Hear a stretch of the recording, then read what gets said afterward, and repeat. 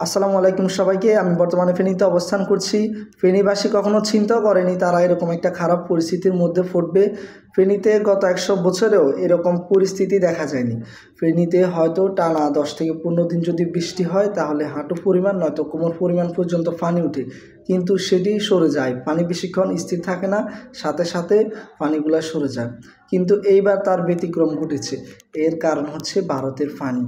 গত 1 মাসেও ভারত 3 বার পানি ছেড়ে দিয়েছে, যার কারণে ফেনীর ফুলগাজী এবং পরশুরাম উপজেলায় অনেক ক্ষয়ক্ষতি হয়েছে। সেখানে হাঁটু পরিমাণ নয়তো কোমর পরিমাণ পর্যন্ত পানি উঠেছিল, কিন্তু এইবার অতিরিক্ত পানি ছেড়ে দিয়েছে, যার কারণে পুরো ফেনী জেলা ক্ষতিগ্রস্ত হয়েছে।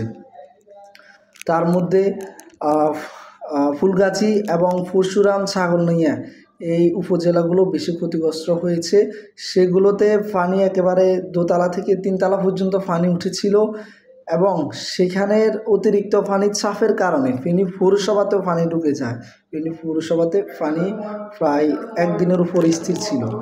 মানুষ অনেক কষ্ট করেছে। মানুষের কষ্টের কথা বলতে গেলে কী বলবো, অনেক মানুষ নিখোঁজ হয়েছে, কেউ মারাও গিয়েছে হয়তো।